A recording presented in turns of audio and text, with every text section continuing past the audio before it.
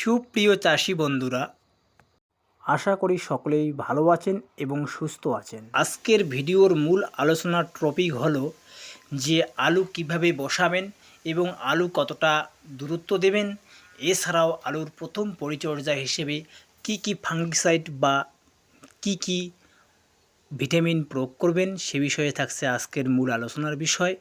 যে সকল চাষি বন্ধুরা আলু চাষ করেছেন তারা অবশ্যই সকলে ভিডিওটি প্রথম থেকে শেষ অবধি ধৈর্য সহকারে দেখতে থাকুন এবং সুন্দর আলুর ফলন এবং আলুর চেহারা গঠন সুন্দর নিতে গেলে আজকের ভিডিওটি খুবই গুরুত্বপূর্ণ হতে চলেছে। তাই একটু স্কিপ না করে ধৈর্য সহকারে ভিডিওটি শেষ অবধি দেখতে থাকুন।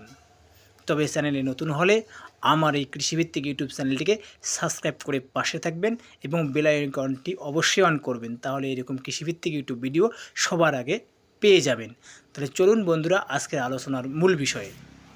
চাষি বন্ধুরা, আলু চাষের সুন্দর ফলন এবং সুন্দর চেহারা গঠন নিতে গেলে অবশ্যই কিন্তু সর্বপ্রথমে আপনাকে সুন্দর বীজ নিতে হবে, কারণ বীজ নির্বাচনটাই আসল। যদি আপনারা ভালো বীজ বপন করতে না পারেন সেক্ষেত্রে আপনারা কিন্তু ভালো ফলন কখনোই আশা করতে পারেন না।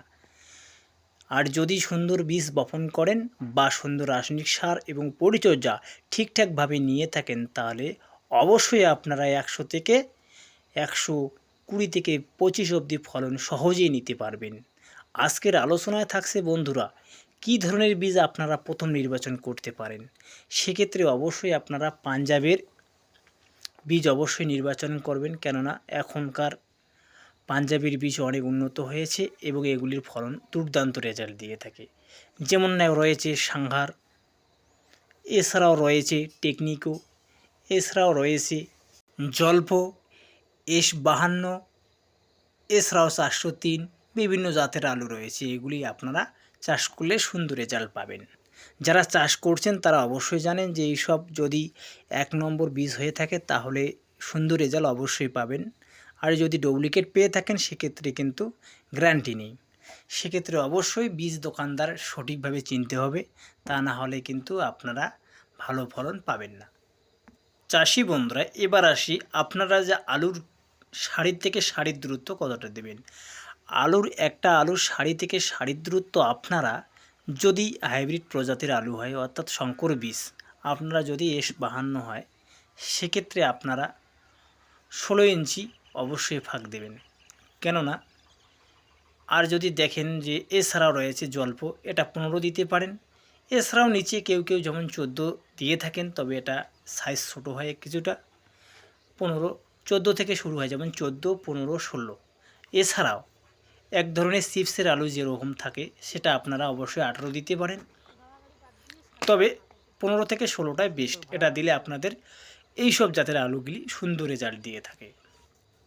এছাড়া বন্ধুরা আলুর যে চোখগুলি আছে এগুলির দূরত্ব আপনারা 1 ফিট দূরত্বে 3 থেকে 4টি চোখ ভালো করে বসাবেন এবং সেগুলি যার ফলে সুন্দর এবং স্বাবলম্বী সহজে হয়।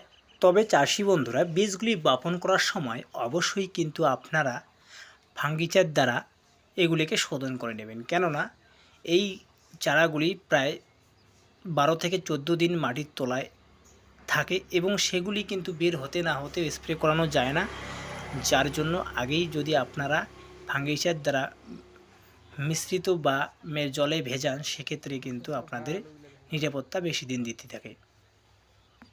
বন্ধুরা এর মধ্যে সাপ দিয়ে এগুলিকে অবশ্যই শোধন করে নেবেন। বন্ধুরা যখন এই চারাগুলি বসানো হয়ে যাবে দেখবেন যে এই চারাগুলি 2-1টা করে বার হয়েছে, সেক্ষেত্রে অবশ্যই আপনারা মূল জমিতে ঘাস অর্থাৎ আগাছানাশক হিসেবে অবশ্যই আপনারা ক্রিজিন ব্যবহার করবেন। তাহলে কী হবে, জমিতে কোনো আগাছা থাকবে না এবং আলু গাছের তেমন একটা ক্ষতি হবে না, তবে এর পরিমাণ মতো ব্যবহার করতে হবে। সেক্ষেত্রে আপনারা 100 গ্রামে 6 থেকে 7 ট্যাঙ্কি করবেন, যা প্রতি 16 লিটার ট্যাঙ্কিতে। সেক্ষেত্রে আপনারা স্প্রে করে ব্যবহার করতে পারেন। চাষি বন্ধুরা এই হার্বিসাইডগুলি ব্যবহার করার ফলে দেখবেন যে 1 সপ্তাহের মধ্যে সব আগাছা একদম মাটির সাথে মিশে গেছে, যার ফলে ধীরে ধীরে আলুগুলি কিন্তু সুন্দর স্বাবলম্বী হতে থাকবে দিন দিন।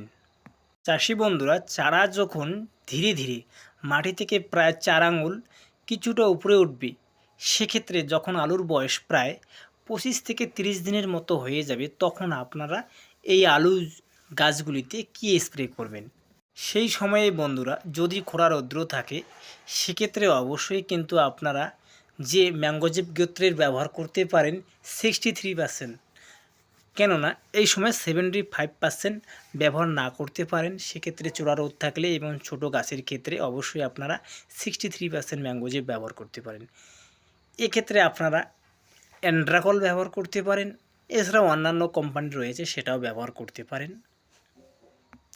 তবে এই সময়ে অবশ্যই কিন্তু আপনাদের হিউমিক অ্যাসিড ব্যবহার করতে হবে, কেননা শিশু খাদ্য হিসেবে হিউমিক অ্যাসিড আলু গাছের ক্ষেত্রে যথেষ্ট ভূমিকা পালন করে থাকে। সেক্ষেত্রে আপনারা জিনোংয়ের আছে হিউমিক, সেটাও ব্যবহার করতে পারেন এবং অন্যান্য কোম্পানি রয়েছে সেই হিউমিকও ব্যবহার করতে পারেন। তবে হিউমিক নেওয়ার সময় অবশ্যই দেখবেন যে সেখানে যে 19-19 আছে কি না। যদি 19-19 থাকে সেক্ষেত্রে আপনাদের আর কোনো 19-19 ব্যবহার করতে হবে না। না থাকলে সেখানে হালকা আপনারা 30 থেকে 40 গ্রাম 19-19 ব্যবহার করতে পারেন, তাতেও সুন্দর রেজাল্ট দিয়ে থাকে। তাহলে চাষি বন্ধুরা, এই ছিল আজকের আলোচনা। যে এই আলোচনায় ছিল যে আজকের আলুর যে একটা থেকে আরেকটা দূরত্ব এবং প্রথম পরিচর্যা, এই পরিচর্যাগুলি যদি আপনারা সঠিকভাবে করতে পারেন, দেখবেন যে আপনার আলুতে যথেষ্ট ফলন ধরবে এবং যথেষ্ট পরিমাণ আলু আপনার জমিতে ফলাতে পারবেন। তাহলে আজ ছিল এই আজকের আলোচনা। ভিডিওটি ভালো লাগলে অবশ্যই একটি লাইক করবেন, চ্যানেলটিকে সাবস্ক্রাইব করে পাশে থাকবেন। নমস্কার।